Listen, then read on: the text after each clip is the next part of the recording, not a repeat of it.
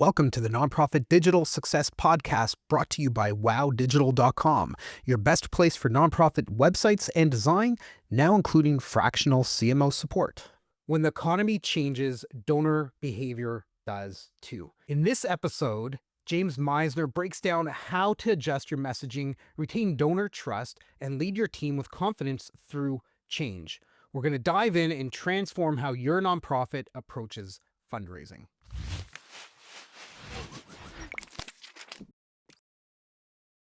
Welcome to the Nonprofit Digital Success Podcast. I'm your host, David, and in this episode, we're going to be talking about donor behavior shifts, federal funding cuts, and smart fundraising pivots with James Misner. James is the founder of the Kipos Group. With over 20 years of fundraising leadership, James has helped small and mid-sized organizations raise hundreds of millions of dollars, sustainably growing their revenues so they can better focus on their mission. James, thank you so much for hopping on the show with us. It's great to be here. We're big fans. Awesome.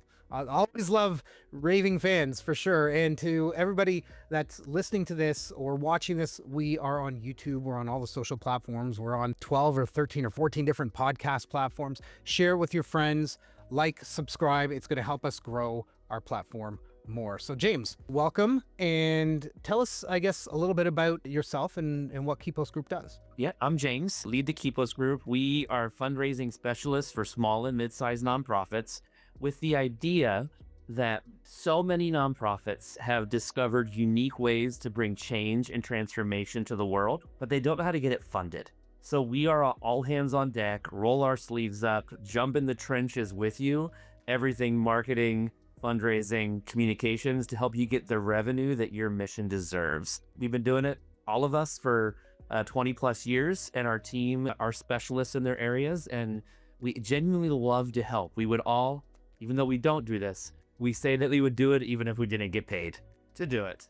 So when we think about fundraising, a lot of people think donors, right? Get people on a monthly plan. They give $1, $10, $500 a month, like whatever kind of works, or the one-time donors. We know that GivingTuesday and end of year giving, that's usually kind of like the biggest donation days of the year. Do you work with helping people kind of rethink and reshape so that they are able to approach maybe corporate sponsors and work on that side? Yeah, one of the interesting things is there's so many misconceptions out there on what fundraising is. I hear you mentioned GivingTuesday. It's a great thing. I'm so glad they started it. But it represents an incredibly small slice of the overall fundraising pie. Okay, last year Americans gave $550 billion to charity. $550 billion. Only $3 billion of that, plus or minus, was given on GivingTuesday. What we try to do is help match our clients to the overall trends in fundraising. The number one most sustainable source of funding out there are individual major donors. Of the $550 billion given last year, almost 70% was given by an actual individual, usually of high net worth, to an organization, to a nonprofit. There are lots of things that monthly giving is great. Everybody should do it if you don't do it. GivingTuesday is great. Get your message out there, get your brand out there, it's wonderful. But we try to help people get the funding that actually matters materially to their bottom line. And right now, in this economy, it's the major donor game. Corporates are not being generous right now. Foundations are tapped out because of the precipitous decline in federal funding, where they maybe had 1,000 applications last year. They have 10,000 applications this year. If you want to grow, you have to look at major donors right now. I love the idea about that, right? If you can go after major donors where every organization will have a different amount of what they consider a major donor, right? But if you go after a major donor for, let's say, $100,000 or more, right? It's much easier. I mean, you have to cultivate relationships, you need to engage, you need to talk about the impact your organization has, and you need to bring yourself to the forefront. But if you're going after one person, let's say for 100,000, it's easier and less, I'm going to say less effort than going after 1,000 people for $1,000, or that math didn't work. 1,000 people for $100, right? I mean, the math didn't work, but we all understood what you were saying. That it is monumentally easier, okay, to do that. The number one thing though holding nonprofit executives back from it is fear. Okay. When you ask somebody for $100 or $1,000, sometimes even $10,000, it's not sitting down for lunch. It's not multiple coffee meetings. It's not site visits. It's one to many across usually digital and, direct mail platforms. Nonprofit executives, by and large, are very fearful about using their digital platforms to cultivate the 20, 30, 50 people that then they have coffee with. They have lunch with 2 or 3 times a year. They bring to the office or take on a trip to see the site. Why? Because as humans, we're all afraid of rejection. And it's easier to be rejected by an anonymous source online than it is by the person you're having coffee with. So you touched on this briefly. Clearly, there's a volatile economy, right? We don't need to get into politics about who did this or who did that and how, right? But there is an effect that is hitting across organizations, businesses, not just in the US, but globally, right? So in terms of donor behaviors, are you seeing any changes that have happened? And what are your thoughts in terms of how nonprofits and charities could maybe shift and try to get ahead of it? So the economy right now is a really interesting question. And so putting the politics of it aside, because frankly, it's not helpful for this question. And I live outside of Washington, D.C. It's not helpful for this question, guys. Let me just tell you that. There are some really interesting data points. One is the stock market is at an all-time high, and it keeps hitting all-time highs over and over and over again. But we need to double click on that and look at what's causing that. The S&P 500, the broadest index that measures the economy, third of that entire index is the Mag 7, Magnificent 7 stocks. Tesla, Apple, Google, you all know what this is. The rest of the economy could have a down day of 5 to 7%, and the Mag 7, because they disproportionately represent so much wealth, could be up a percentage point or two, and things look flat. Okay, so when you look at just the indexes, everything looks up and to the right, but they're disproportionately affected by companies that have, $4 trillion valuations, which is awesome. Okay, and I'm not your financial planner, but they seem to be a pretty sure bet right now. There seems to be no end in sight. When you look under the hood, though, at economic indicators, you see some really interesting things happen that haven't happened since the pandemic in 2020 and in 2008. You see credit card defaults skyrocketing right now. You see car loan defaults skyrocketing right now, okay? And you see them in the bottom half of the economy. The top folks who are invested in the hundreds of thousands in NVIDIA and Apple and Google, they're doing great. Their jobs are not insecure right now. The people who have blue collar and lower level jobs, they are feeling the squeeze of inflation that has really never come back down to that benchmark level. Again, not a political statement, just a data statement spanning 2 presidential administrations. Has it come down? And wages just aren't increasing right now with all the uncertainty because corporations don't know how to handle the tariffs and all of that. Okay, so back to fundraising. Now that I've done my little pretend economist spiel, what we're seeing is that low dollar value and some mid-level donors are starting to drop out. They're starting to self-select, and they're telling us that this is actually very painful for them right now. They don't want to do it. So we're seeing monthly donors cancel their monthly subscriptions at organizations across sectors, and they're sending apology emails. I'm so sorry I have to do this, but I lost my job. My wife lost my job. But my kid's in college and I can't afford it anymore. So you see 2 things from this. You see, 1, that they're canceling, but number 2, the pain that comes from it. This isn't a choice they want to make. It's a choice that economically they have to make. And they tell us, hey, we've already cut this. We've already canceled Hulu, or we canceled Disney Plus or whatever, but now we have to do this. We cared so much, we held on to the end. That's one side of the economy. The other side is the major givers who are invested in these Mag 7, in the stock market. The disproportionate 90% of their wealth is not in cash assets. They're doing fantastic. And you see a really interesting trend that airlines are selling more premium tickets than they ever have before, but they're not filling up the economy section of the airplane like they did the past few years. And these donors are really interested in making big gifts right now because they have the money and they want the tax breaks. Well, there are some really interesting tax incentives for them for the remaining part of 2025 that disappear come January. It's a very interesting conundrum. Part of me, as you were talking about that, I was thinking if a huge number of people's donors disappeared and they're relying on big donors, that gives big donors potentially some very serious sway over what organizations do or they don't do, right? Like if you're relying as an organization on just, a handful of major donors, it could be troublesome, no? I think that there's a positive and a negative to it, right? The positive is those donors are very connected. They care deeply about the organization. Maybe they will reach deeper into their pockets to help right now. Maybe they'll invite their friends. Maybe they'll host a party and invite 6 other high net worth individuals. If you can channel them to the right things, it's a great story to tell. And I'm a big believer in staying close to those small and mid-level donors who might have dropped off, because they will come back if you treat them well during this economic situation. Other side of that coin is, I want this program to be run this way. Hey buddy, you're a financial executive. What do you know about stopping homelessness? They don't sometimes, okay? Now, some people say never take donor advice. I'm not that guy. Sometimes donors have brilliant ideas, okay? But it's really tricky when a donor has ideas that are just really not great ideas for your organization, and guiding them through that, like, hey, we're not going to do it, but we still want your $100,000, is a really delicate leadership task that the executive directors have to get good at. James, that's such an interesting idea. Let us look into that. It's so interesting. Have you thought about this? What would the implications be for this? I tell people exactly what you did there. Ask questions, don't make declarations.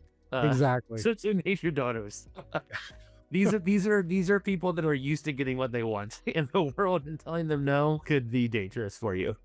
Yeah, for sure. For sure. So people are trimming budgets. I think they've been doing that really for the last probably 10 years, 8 to 10 years, but definitely more so in 2025 and before. And organizations are not immune to this, right? As funding dries up or is cut or is put on pause, as donors kind of dry up a little bit or they back out from stuff, obviously organizations need to start thinking about shifts and where they could maybe leverage different platforms or AI, or maybe trim down the organization to focus more on their core mission and vision. What are your thoughts about if an organization's struggling? Where should they cut, or what should they protect, or what should they double down on doing? Yeah, I think one of the myths right now about the economy is that cutting is the fastest way to get growing again. And I don't think that's actually accurate, okay?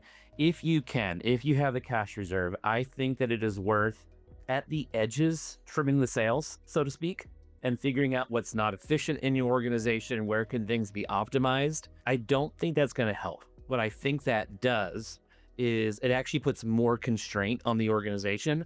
And at the end of this period of economic turbulence, you're limping out of there. What I advise organizations to do is, yes, trim the sails, get rid of some of the platforms that you're not really using, optimize things. So at the end of this, rumble, you can come firing out of cannon back to life again. And I think just broad-based cuts are not the answer to that. And unfortunately, I saw so much of that happening in February, March, and April when the government funding, dropped precipitously. And the organizations now are like, oh my gosh, we cut too deep into that, and it's hard to get that talent back. They've moved on. Content, I believe, is king in fundraising, okay? Your donors need to know when they write a check that something changes in the world, and the way that you communicate that is through stories. So many people cut comms when they get nervous about the economy because it's a nice thing to have, not an imperative to have. And by comms, I mean everything. I mean your social media. I mean your blogs, your podcasts, your website. Those are the things that many executives think, okay, those are just at the edges of the desk. It's okay if they get sloppy for a while. That's your interface with the world. If you're going to double down on anything right now, you need to double down on communication with your folks. In a world where, honestly, none of us know what's happening from day to day in the world right now. Again, not a political statement, just a statement. We just don't know. The way to build trust is to stay in constant connection with people. So anything your organization does that stays in connection with people, if it's working well, do not cut it. Dump more money into it. Make it better. and figure out if you need to save some money, some other ways that you can do it. When we think about companies and organizations, there's competition out there, right? So for everybody listening, you're a nonprofit. There is another nonprofit out there that is doing something very similar, if not the exact same thing as you. They might not be in the same city, so your catchment might be a little bit different. But there are other similar like organizations. There's very far and few between that are extremely unique, and nobody's doing anything like that. If other organizations are doing the opposite, and they are cutting and they are pulling back and they're not advertising, they're not putting time, money, effort into marketing and communications and getting in touch with donors and cultivating relationships, that is your time. That is prime opportunity for you to step in, take over where they are slacking. Nonprofits, we shouldn't think of other nonprofits as competition. At the end of the day, though, there's only so many dollars to go around. You're competing for those dollars, right? People are not giving as much. They're not as generous. They're worried about paying their own bills and stuff like we were talking about.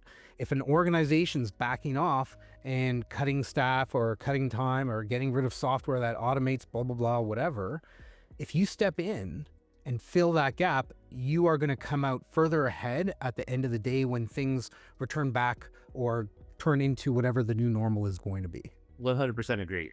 Right? Perception is reality, and donors, specifically high net worth donors, want to bet on a winning horse. Okay. And if their perception is, oh my gosh, the homeless shelter down the street or the food pantry across town, they're letting people go. Their first thought isn't, oh, the economy got bad or rough. Their first thought is, oh, they don't know how to manage their P&L. That's what a major donor thinks. Okay. That's their perception. So perception is reality. So what do? Make sure you're out there with people, okay? Because then you will look like the organization that saw it coming, that knew how to manage their resources, that invested in what mattered. They will say, oh my goodness, this organization will be able to leverage my dollars much better than the ones who could have managed their bank accounts. Absolutely. So let's take that one step further.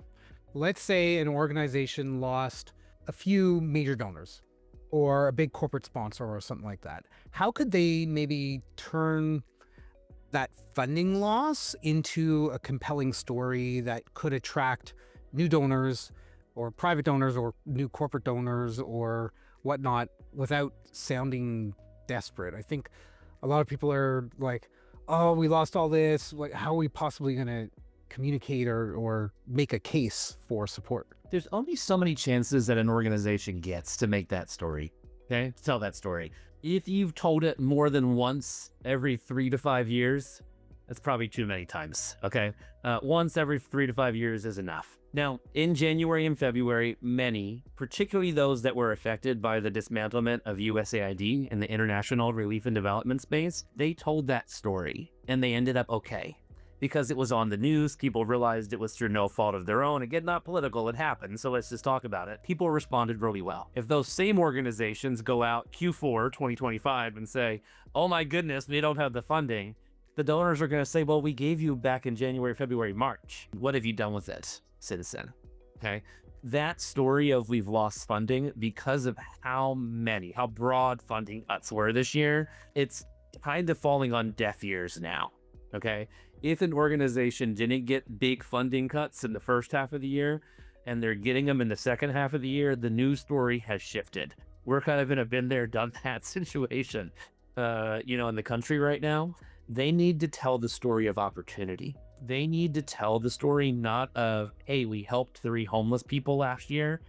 They need to tell the story of we've identified 1,200 new homeless people this year, and we need you to help house them. So it needs to be a story of opportunity, not a story of deficit. And the enemy can't be that, whatever corporate partner no longer gives or that the US government doesn't give. That can't be the enemy. The enemy has to be that there's, not enough food for 5-year-olds. The enemy has to be that, homelessness and mental health issues are rising. The enemy has to be something that you can't control, that doesn't look bad on you, but that the donor's like, yeah, I need to do something about that. That's a really bad thing out there, and I'm going to throw some dollars to fix that. Exactly. Organizations' missions shouldn't be about themselves.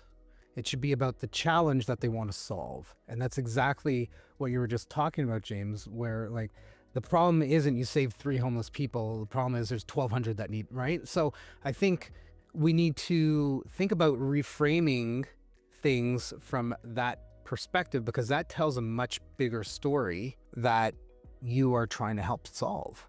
I look at hundreds of nonprofit appeals every year, digital, direct mail. 9 times out of 10, they are patting themselves in the back. We did this, we did this, we did this. And you know what? The ones that change that pronoun from we did this to you did this. Hey donor, you did this. You did this. Now help us now let's do this next part together. Okay. The ones that do that, they are always doing better financially from a revenue point of view, always. Because they make the story about the giver that's fighting this great big enemy, you know, this Goliath out there. And the nonprofit is simply the broker, the mechanism, the guide to help them accomplish what they really wanted to accomplish in the world anyway. Yeah. And who doesn't want to help a compelling story, right? Everyone does. That's it, right? So if everybody just stopped listening to this episode right now, right, go and change your messaging from we and I and us and the team to forward talking about the problem that you want to solve. Okay. And also the people are attracted to the word you, right? So use that in your messaging as well. So I worked in nonprofits for about 16 years, running the agency for the last 9.5. Burnout is real, right? I think everybody at some point in their career, maybe even as a student, has felt burnout in some way, shape, or form, right? But what are your thoughts on how to balance big fundraising goals as well as, you know, being mindful of staff well-being and retention? I think this is one of those top-down, bottom-up situations, okay? I think if you work in the nonprofit space, you know the statistics that marketing and fundraising professionals on average stay for 18 months at an organization. I think it actually ticked down to 16 months this year, which probably because of return to work stuff and work, like remote work, and that is playing a huge role in that too.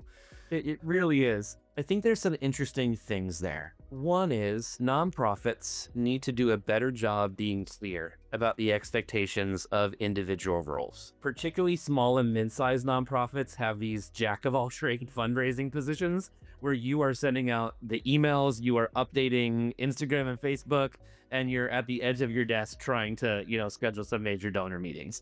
It's a recipe for failure. Nobody can, those are different skill sets, okay? Finding somebody who can do all of it is a slim to none chance. Nonprofits need to be very clear. Here's the goal. Here is how we measure you. Here are the intervals at which we measure your performance. And here's the systems that we've set up to help you be successful here. And oh, here's a team that's gonna get your back. If your kid gets sick one day and you gotta stay at home from work, don't worry, we got it covered. Community is really important. Also, the consequences are really important. What happens when you don't meet your numbers? What happens when the lead indicators are bad? 1 month? Okay. 2 months? Okay. When I've talked to people who are burned out, clarity around expectation comes in, bad team dynamics come in. But the number one thing is, why am I gonna go out and leave it all on the field when so-and-so on the team can do a half-hearted job and there's no consequence for? I can't bear the entire weight of this big goal by myself if they're gonna keep a B player. People think that A-level players pull up B-level and C-level players. They don't, okay? B and C-level players pull down A-level players every single time. Hey, that's on the organization side. On the individual side, I'm gonna get in trouble here, okay? Please don't send hate mail to my house. We have a resiliency problem as a society and as a culture, okay? We really do. You signed up to do a job. Do the job. Show up. Do the work. It's hard. You are trying literally to change the world. Nonprofits solve problems that governments haven't been able to figure out and big business hasn't been able to monetize. You didn't sign up for like something easy, folks, okay? So yeah, there are some mismanaged organizations out there, but sometimes we have to, you know, be big kids and do hard things together. Okay. And hiring managers should be able to tease that out in an interview process. Do not hire somebody that doesn't have resilience. Jim Collins has this great quote in his book, Good to Great. When you don't know what's coming around the corner, the thing that you need is a team of people who can adjust and be resilient on your bus. Okay. I butchered that quote, but the idea is we don't know what's coming as a society. Okay. We don't know exactly what's happening in the economy. We don't know what's happening in the government on a day-to-day basis. Your team needs to have the resiliency and the agility to adjust to it. I have a couple thoughts around that. I agree. And I do quarterly strat planning as the business owner. I do it with my team as well. So we all have clarity in terms of what we're going to be working on, so that we have we follow the EOS methodology. So we've got rocks. Everybody in the team has one. And like I tell everybody, you might not be doing the main focus of the business, the stuff that I'm focusing on, but all the work that you're doing does kind of filter in and work towards the ultimate goal. The ultimate goal is this. There are going to be parts. And so after that, I meet one-on-one with everybody in my team, and I get a lot of clarity from them around what are they working on? What do they love working on? What do they like working on? What do they hate doing? And what do they never want to do again? And we try our best to get the stuff that they hate and never want to do off their plate. You do? Either growing team, outsourcing it, forgetting about doing it at all, whatever that happens to be. But I always tell everybody, there's always going to be something that is part of the job. Hopefully not, but there's usually something that's part of the job that you don't like doing. And honestly, you just got to stick it out and work through it. And, not every day is rainbows and butterflies. There are some days where you feel like you're slogging through. I don't want that for my team, but it's the reality, right?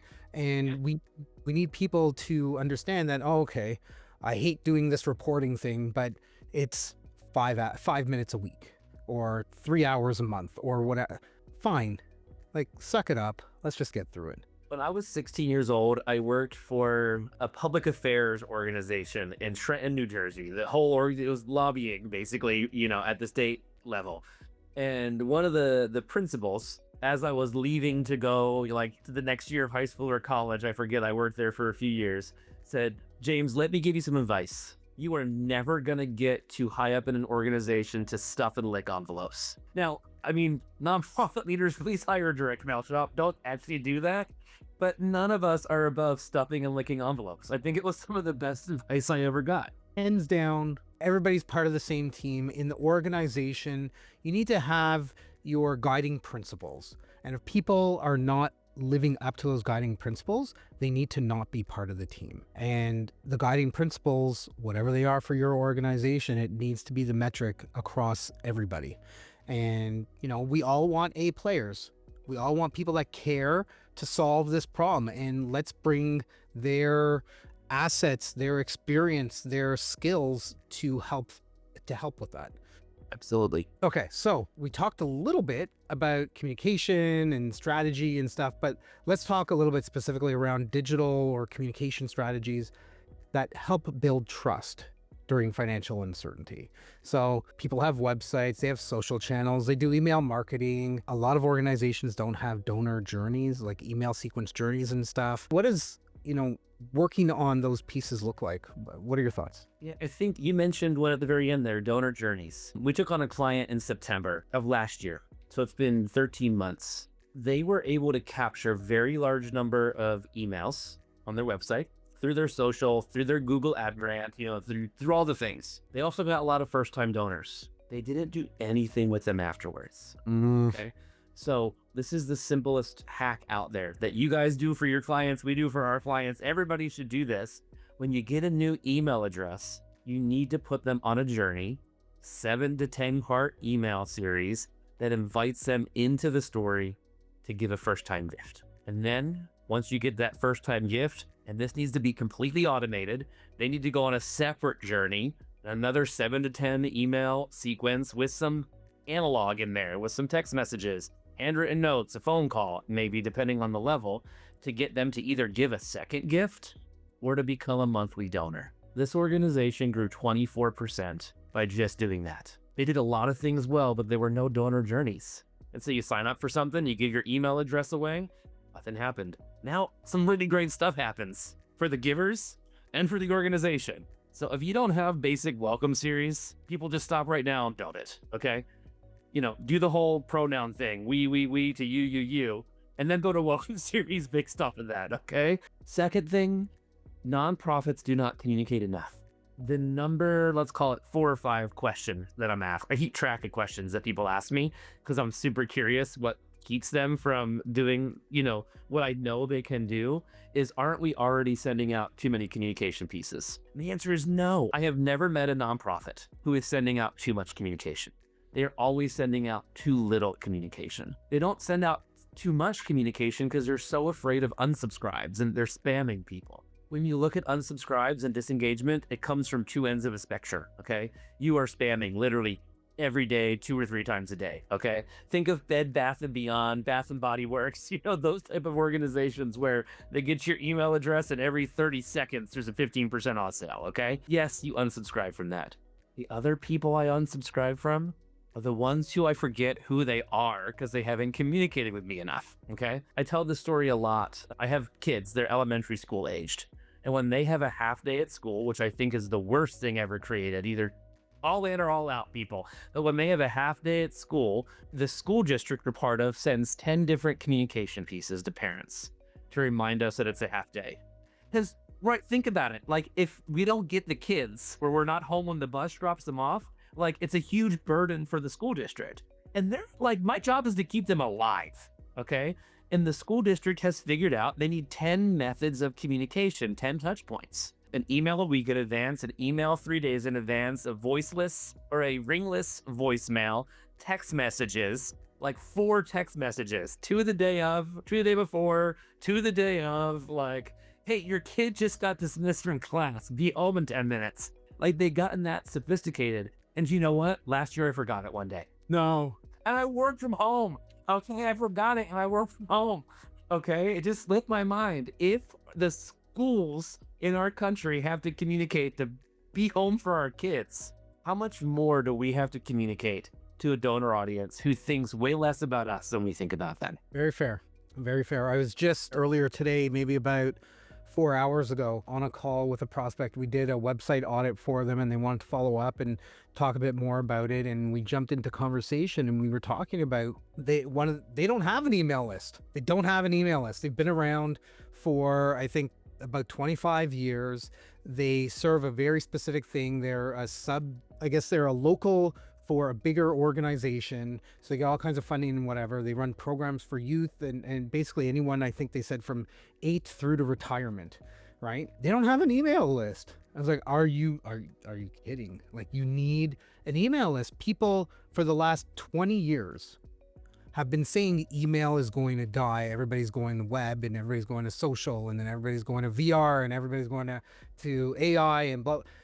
People still have email. You have an email. I have an email, right? Like, email still works. People have cell phone. Whatever it is, it's going to connect you with your audience to let them know what's going on, what is of interest to them. This is where you need a CRM. You need to be tagging people. They need to be put in, this is going to sound a little bit harsh, but they need to be put in the right buckets for whoever they are, for that persona, so you can connect with them in a meaningful way that will work for them. And that's where you're going to start to see growth. Like, what do they care about? You need to understand the ICP, or business terms. You need to understand the ICP, the ideal customer profile. You need to build personas and or avatars, whatever you want to call it. You need to understand their demographic, geographic, psychographics. And then, only then, in my opinion, correct me if I'm wrong, but only at that point are you going to be able to connect with them in an emotional way to get them to care about your organization. I had nothing to add to that. It's so how it works. Maybe the only thing I would tweak is they need to see you in multiple places because we live lives in different realities, right? They need to see you on email because that is one part of their life. They need to see you on social because that's another part of their life. I'm a big fan in the omni-channel or, all of the above. People live a varied life. You need to show up in varied ways to them, but around the things that they care about most. Absolutely. We could probably chat for another 3 or 4 hours. Maybe we'll have another episode down the road where we dive in on maybe something specific. If you have any ideas, questions, things that you want us to dive in deeper, right?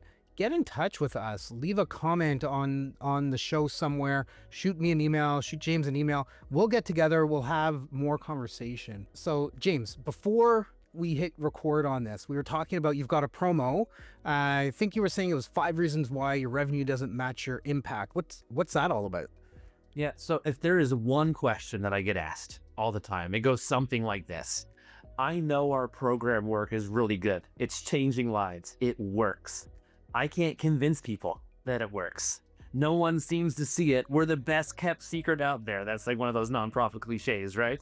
We're the best kept secret out there. Every nonprofit says that, even the big ones. So we decided to do an audit of all the nonprofits that we work with, about 30, 40 a year, to figure out why do we get asked that question every single time? And we came up with 5 different reasons that people's revenue doesn't match their impact.